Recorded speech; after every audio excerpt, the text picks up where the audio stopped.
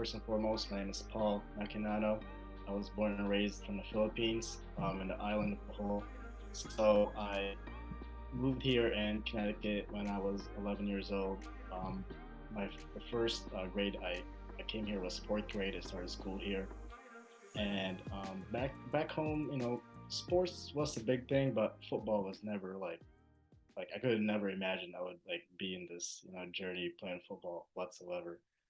Um, so basically, when my mom moved here to the Americas, so as me and my two other sisters, and you know, coming here at fourth grade, it was a culture shock because I had no idea like anyone at all. Like I had no friends. Like I didn't know anyone except my sister and my mom, and just like immediate family. So I remember fourth grade, my first day of class, dude. I was so nervous just going in. I was like, all right, like my English was still like on and off. I had to take I don't know if you know what ESL is, kind of Mm-hmm. like Yep.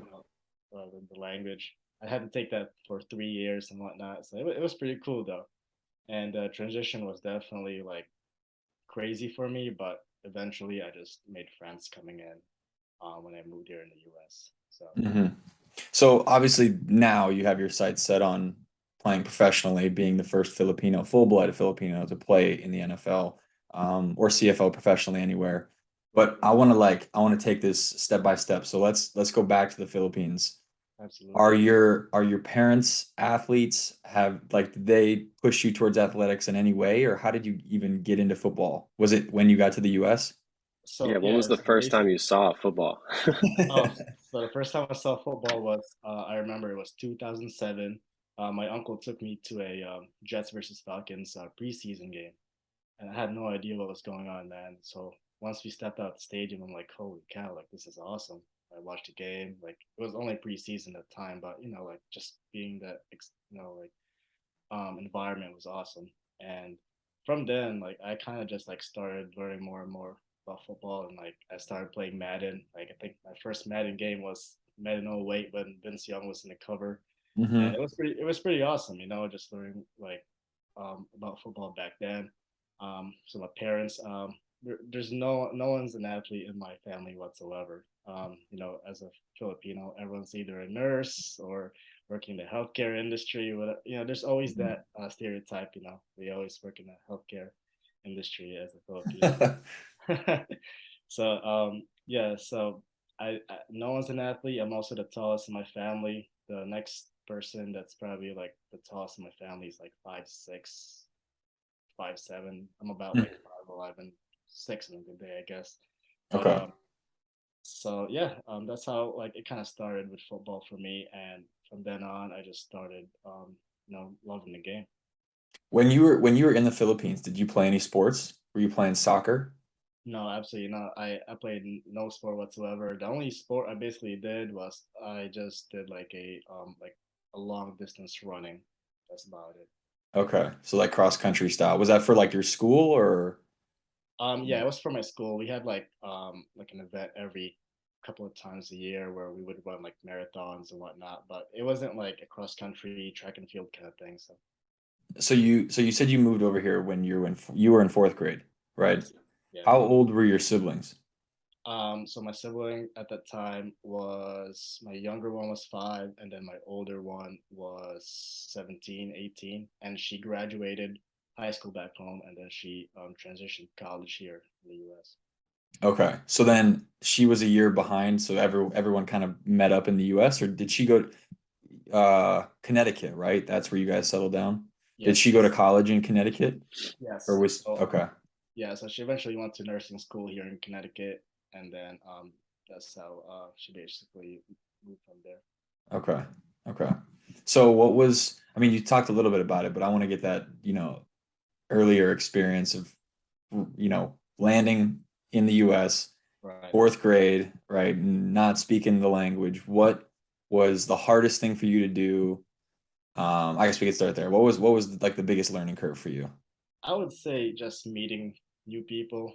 Mhm. Like I was so nervous coming in at first because like I didn't know how people were here in the US. Just seeing like Just seeing all sorts of different kinds of kids from different backgrounds.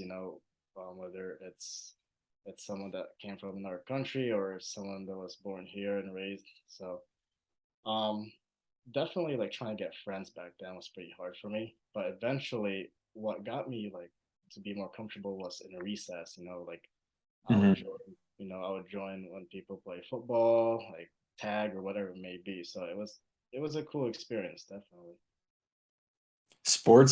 Sports have that interesting effect. Absolutely. Brings Absolutely, people together. Yeah, exactly. yeah. Um, so did you, you went to the game, the football game, it sparked that. How old were you when that happened? 11. You were 11. Okay. So how fast did that take over your life? Were you Yeah. just after you saw it, were you like, all right, I'm just, like watching videos on it, playing it every second you can get, or was it like a slow burn where it's Oh, it was fast. Like I remember okay. after watching that game, and then I just kept up with football, and then that was the year when the Patriots almost went undefeated. Hmm. So eventually, I kind of became a Patriots fan, as I was here. And then when they lost to the Giants, dude, I was like crying. I'm like, what am I crying for? I just my first year watching football, so it was hilarious. And then moving on from there, I became a big Tom Brady fan. And then it's crazy that he's still playing Hmm. now. And the first year I came here in the U.S. But anyhow, yeah. So it was just cool, like the whole experience with trying to learn football, whether it's with Madden, whether it's with YouTube back then. It used to be a big hit back then. Hmm. And also just watching the games. Did did Madden have a big influence? Were you looking at plays in Madden and like learning about reads and calls and different, routes and defensive, you Yeah, know? yeah, absolutely, it was. Um, so like I think Madden 08 they had a mode where you could become a superstar, like you could become Yeah. a player, and like I Uh-huh. was like, holy cow, this is cool. Like this is like out of this world kind of mode kind of thing. So that was a big influence back then. I wanted to play receiver, and then for some reason I switched to defense. So What when I'm interested to hear this. So for us, it's like, especially from football, it's pretty much a part of our culture. So like you're taught to just love it from the beginning. But as somebody who just came over here, what drew you to it? Was it like the atmosphere? Was it like hitting? Was it scoring touchdowns? Like what specifically made you fall in love with the game? I think it's just the fact that I can make an impact in people's lives. Like our biggest idol back home was Manny Pacquiao, and being an athlete, like Hell yeah. especially from a country like the Philippines, there's not too many people to look up to, and it's kind of crazy because the more I learn about football, it kind of just drew me in closer. And um, my first year ever playing football was actually in Pop Warner in eighth grade, and I didn't want to play football back then at all. Like I was like, that'd be a waste of time, whatever. But I still loved it. Well, it was my friends that kind of convinced me to play eighth grade Pop Warner, because they saw how good I was, like how athletic I was. I'm like, all right, I'll give it a try. So that's where football kind of started for me, where I started playing. Were your parents a little bit hesitant, seeing all the injuries that happen in football? Was your mom a little bit like, maybe we got to wait a few years? Or was she Absolutely, all yeah, she was for it? absolutely. I had to like literally convince her. I'm like, come on, like, Yeah. this is. I've been here in the U.S. for a couple of years now. I think it's time for me to search something that I'm Was it's better than boxing.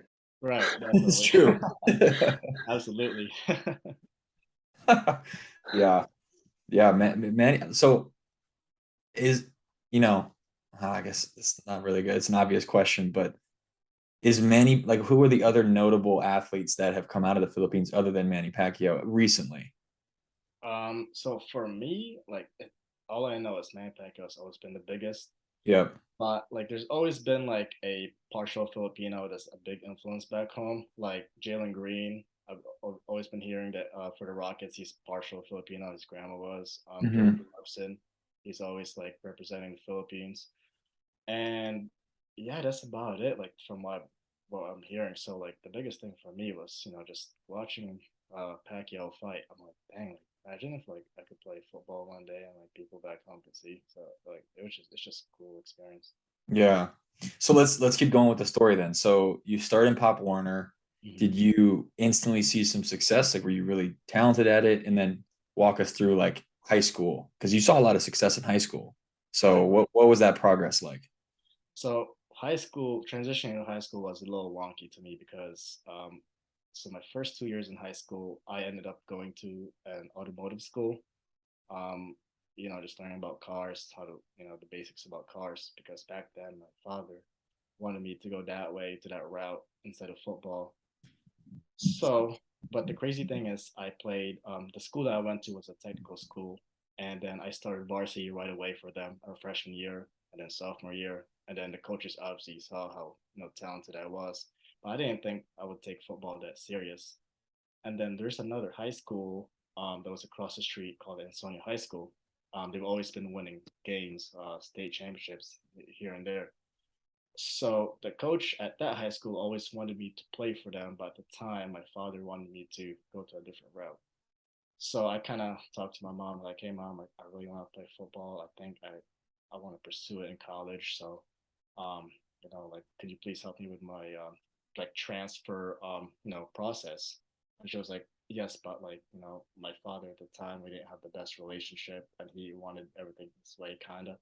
So um, my mom kind of snuck me out of that school and sent my transcript to Ansonia High School, and from there we just took off at the other school. Shout That's out to awesome. mom. Yeah, Yeah, shout out mom for sure. absolutely. Okay, so then the transfer hits. Hmm. What does your dad say once he figures out what's going on? So um, back then, my father and my family like started losing to have like this relationship, Hmm. and then he started to not be as supportive with football at all. And then my mom's always been there for me. She has no idea what's going on with football though, but she's always supported every move that I have. Hmm. And then, so junior year it hits. I had to sit out 5 games because of the transfer rule back then, which is crazy in high school. Hmm. And then, so I got my opportunity. I played varsity right away for them. And that year, we went number one in the state. Um, in the 10 games that I played, I had 12 sacks. And then we also won, I think it was like 42 games in a row, what from previously and into that year. So we were undefeated. So it was a great experience, just going from a technical school all the way to like a winning program. And yeah, that was pretty cool. 12 sacks. Are you middle linebacker? Back then, I used to play middle linebacker. Yes. Okay. What are you That's playing tough. now? What's the spot So now? moving Safety. forward, I'm moving forward since last year. I lost 45 pounds, and I wanted to transition to like the in the box safety kind of thing because I Yeah. think Okay. the game is changing. It's all about speed. I see a lot of hybrid safeties these days, and for me, I think to be to get picked up, I think it's important for me to really play different kinds of situational position or whatever the team may need me. This is a random question, but do you remember in your whole career the hardest hit you've ever hit somebody? Oh, I've absolutely. I've always wanted to ask football players that. What could you walk us through that? I love hearing like Right. the So, glory days. so my junior year, actually, we played this team, and it was the team that we also played in the state championship. But this running back did a dive play right into the B gap, and I was a linebacker at the time. So what happened was I saw him right away, and there's a video actually. It's on Instagram, and then I met up with him.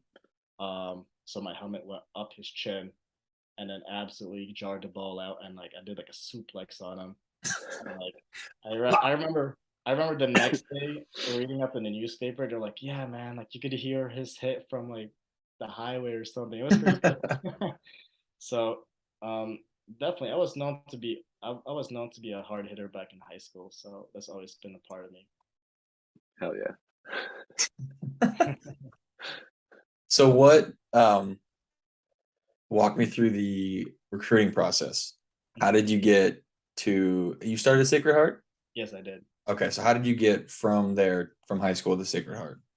So, Sacred Heart, I started talking to them after, well, actually, I started talking to them the summer before senior year hit. Hmm. And then senior year to me wasn't my strongest because at the time, my high school team needed someone to play someone like in the O line. And we only had like 25, 28 kids. It was a tiny, tiny team. And then for us to go like number one in the state was like amazing. But I was voted captain, all this sorts of stuff, and like the coaches were like expecting big things from me. Then they wanted me to play O line. So I went from being 190 junior year to 240 senior year, having to gain all that weight because playing O line and then also playing linebacker. But that took a big hit in terms of my stamina, endurance, and technique wise as a linebacker. So it wasn't my strongest year, senior year. And recruiting wise, senior year, I didn't really have any looks at all, which is surprising to me because I thought I had a successful junior and senior year like combined. So I didn't have any D3, no D2, no D1 scholarship offers at all. No schools contacted me, which is crazy. And the only school like that I really heard of was Sacred Heart at the time, and it was like literally like it was a month before signing day, and like they were like, yeah, like we don't see you as a scholarship athlete for us, but we do have a walk on spot for you to come in, and like they were the only team that really responded back, even as a walk on, out of all like hundreds and hundreds of emails that I sent out to coaches. So how did that process work then? You show up on campus because I'm not familiar with the walk on Um, situation. right. How does that work? Do you show up and practice with the team? Is there a trial before practices start for the season? What does that look like? So basically, as a walk on back then, we had to wait, or I had to wait until summer, for them to tell me whether I was going to camp or not. Hmm. And then at the time, um, I was also able to go work out with the team during the summer. So I took full advantage of that. I went there every single day to work out with the team because I think it was, you know, a great thing to, get comfortable with the environment and also seeing all the players I would eventually play with. So I Hmm. did that, and then they brought me into camp, and then like it was a whole different world for me in terms of like we had a simple playbook in high school. I think we only ran like 6 or 7 like blitz packet. Like we only have 6 or 7 blitz package, but in college it was like I looked at the playbook and like, holy cow, like this is gonna take like months for me to learn. So Yeah, a lot of Madden. yeah, absolutely a lot of Madden and all that stuff. Um, so yeah, eventually they were like, yeah, you could come into camp this summer as an early, they call it an early camp player. So I just wanted to go. Hmm. Okay. Um, so then how does the rest of the season pan out? Is it give an idea to those, like for example a high schooler that maybe in the same situation as you, what should he brace for if he's in a walk-on position? I would say just be the hardest worker in the team, man. Like, you already know that you don't have a scholarship, so just show up early, really just be a dog. That's what I did. I just continued to show up no matter what. If I was in the scout team, I try to make plays, and um, whether it's in the weight room, I tried to just like they call it sometimes people say it's overachieving, but like for me, I've always liked to hit high numbers in the weight room or whether it's testings, whatever it may be. So that my goal was always to be like we used to call it lifter of the week. Like so that was always been my goal to just keep doing that as a walk on because like I was on scholarship at all, and then eventually I found out like beginning of the season that I was gonna get redshirted. So that's why I kind of brought it to the table. Hmm. I mean, I think it's a little unfair to say an overachiever if you're a walk-on. You kind of have to be in order to Yeah, prove yourself. So exactly. Yeah. yeah, definitely. So so I think this is the time when you had the family issues and had to step away, or was that at East Carolina? Yeah, so it was after So after my first year at Sacred Heart, I had some family issues, and then Hmm. my mom and I and my grandma moved around like 3, 4 different times. And then I remember after my freshman year at Sacred Heart, I asked them like, "Hey, can you guys do anything for me financially?" And they were just like, "No, we can't do it." Like, and then they also told me that I wasn't going back to camp, so I eventually had to leave. And then at the time, like, with the family issues, like, it was already too late for me to play somewhere else. So I just completely took sophomore year off, kind of took some of the basic classes that I needed for my major online, or like 1 or 2 classes at a college close by. So that's what I did, and then also I tried to continue on with my recruiting process, like sent emails to coaches and all sorts of stuff. So So how did you end up at East Carolina then? Did a coach reach back out to you? yeah, so that they were basically the only coach that I mean, coaching staff and team that also reached back out to me that time for like a walk on potential spot. So they were like, yeah, like you come in, you're gonna go through the whole walk on process, and you're gonna redshirt, because back then the transfer rule was also in effect. But I've always questioned that because I didn't play my sophomore year, so I don't know why I still had to sit out. But I Yeah. just rolled with it. I just rolled with it, and it is It what was it is. all a mess. Yeah, so it was a mess back then. So I had to sit out that junior year too. So I was like, all right, whatever. Like I'll go and get comfortable with the campus. So So how did that year go? And it then was and then it was a how did disaster. I'm not gonna lie to you, man. It was a disaster. I went in there. I started the semester hot. I was like, Mhm. I started my GPA like close to 4.0 that semester, and then I was ready to go. And then the coaching staff were like, yeah, you know, before you actually join a team, we want to see how you've been doing. Like, we got to test you out, this and that. I'm like, okay, no problem at all. So I tested, and then they're like, okay, we'll reach back out to you whether we're going to bring you in for spring. And then a week later, they were like, all right, actually, like, we found a couple more guys at linebacker that wanted to transfer in, so we're not going to be able to bring you in for spring. So I'm like, damn, like, you got Yeah. to be kidding me. So I was just so depressed, man. Like mentally, I had a mental breakdown.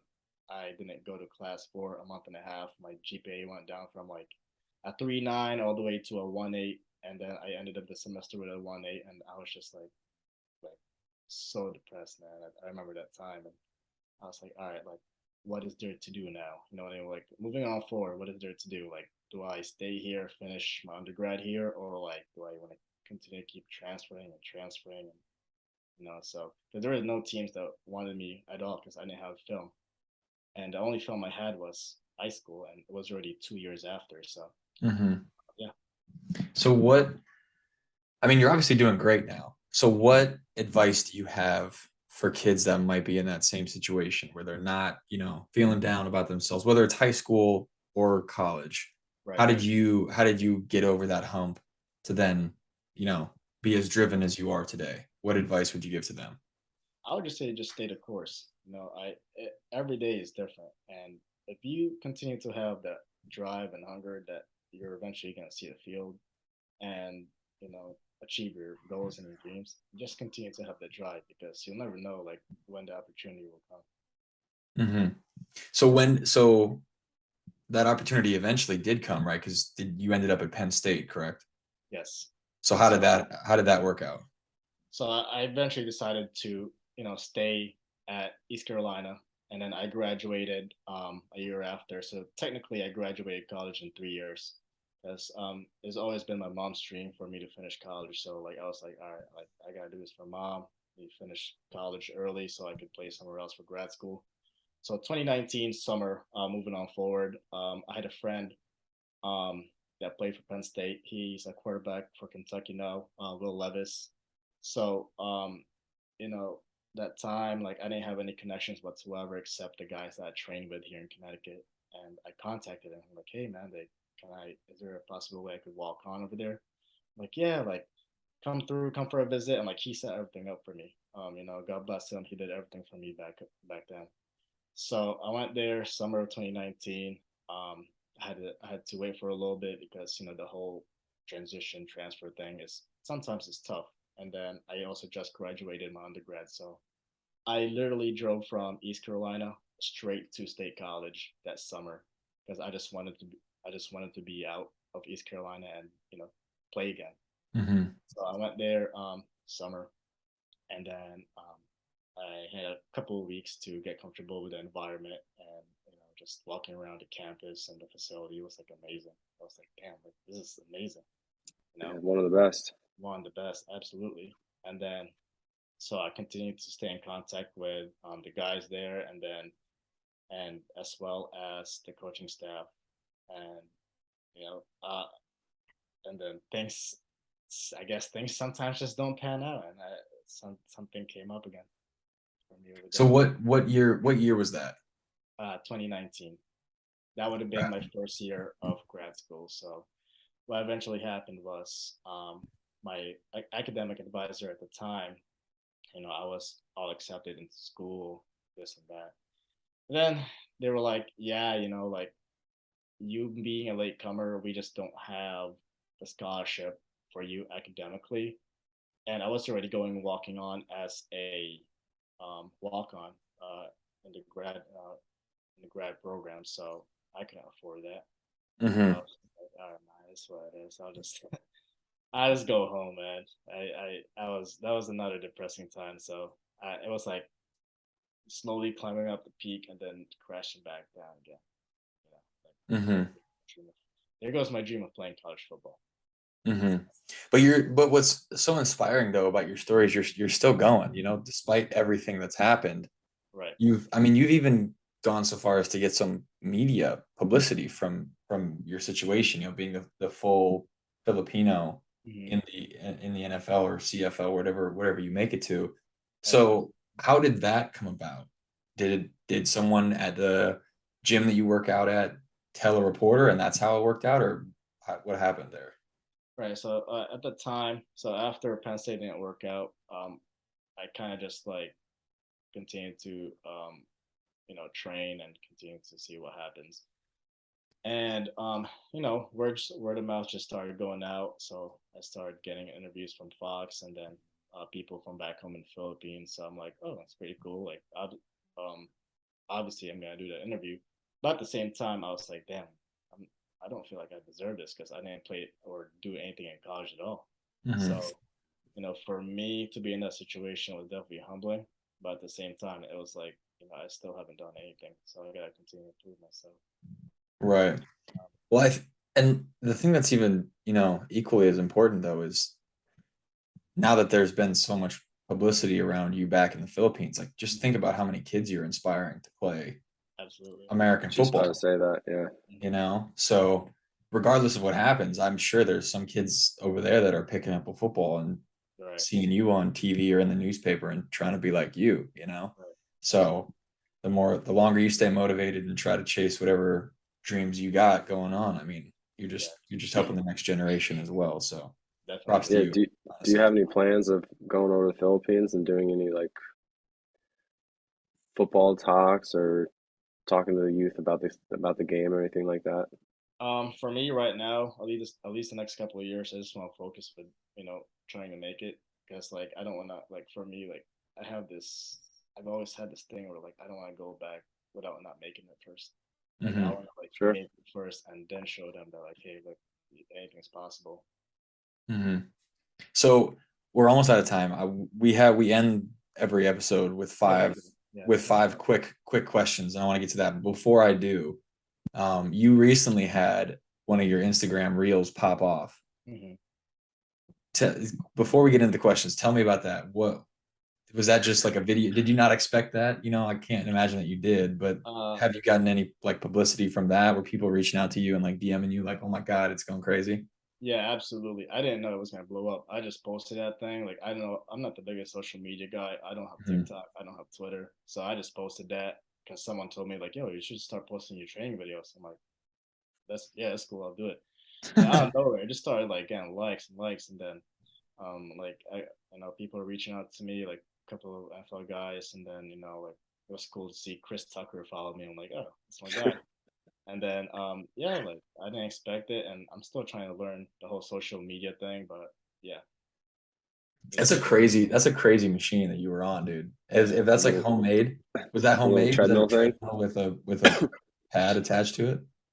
It's not homemade. I think it's made by Treadsled or something like that, and then like Okay. the company, and then like doing that drill was actually pretty tough. Like I would say me and like probably one other guy can only do it in that facility. And like my trainer always preached that if you could do it on this thing on the field, it's gonna be a breeze. So, Right. and also the craziest part about the video was I was just experimenting, dude. Like I didn't even know like it was gonna blow up like that. I was just like, all right, let me see. I'm gonna try this drill real quick.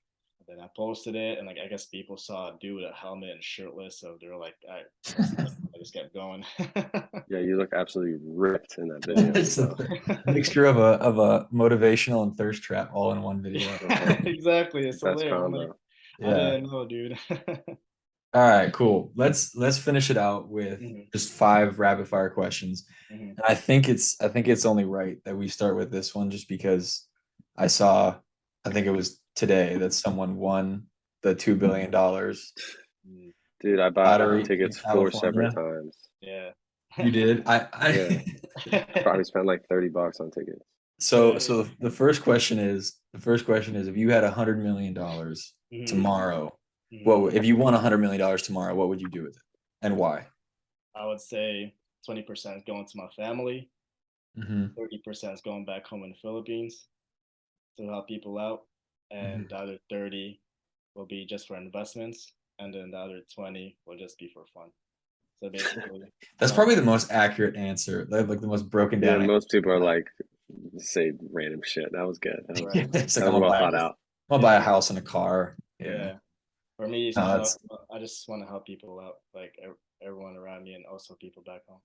yeah, give back. Yeah. What's the craziest thing you've had a coach do during a game or practice?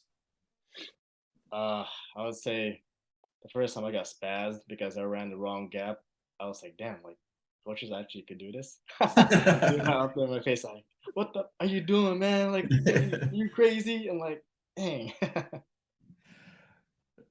I can't tell you how many times that's happened to me. Matt Dude, probably too. It's just Yeah. I was like, culture oh, shock. what the heck? I think I mean it obviously depends on the coach, but like growing up Yeah, in Japan, my high school basketball coach didn't really overreact, and I got to college, and me and Mac went to the same college, and right. our college coach, I he was can like, he can flip out. So like it was a culture shock for me as well. yeah, So you're definitely not alone in that. absolutely. What do you want to do when your athletic career comes to an end? Um, for me, it's just to help people out. I'm currently a personal trainer right Mhm. now, and I want to open my Nice. own private practice to help the younger and also the older adults just achieve their fitness goals. That's sick. If you could change one rule about football, what would it be and why? I would have to say back then the transfer rule because that really messed me up. But Yeah, it already got changed, so that transfer rule really messed me up. Like yeah, I wish now, like it was like now it's so easy to transfer now. You know what I mean? But back then it was hard because once you're on campus, it's impossible for you to play right away or like quickly. So and that's easily applicable to your situation, so that makes sense why you would want to yeah. chase. Oh, I also want to sneak in something there. Also, the roughing the passer. Like Yeah, it's been pretty soft these days. So I was we're like, getting kind of lenient on that one. I agree. yeah, Spoken like a true defensive player. Yeah, yeah. yeah. All right. Was that 4? 3? I think that was 4. Mm, I don't know, man. Just keep All right. going. Last one. I like to end on this one. What is the best piece of advice that you've gotten?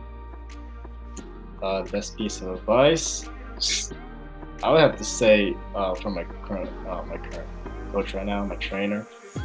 His name is Frank, a very good athlete. He kind of just told me, like it's easy to quit. Everyone's a quitter. Everyone loves to quit. It's the easiest thing to do. But are you gonna be the person that is not gonna quit?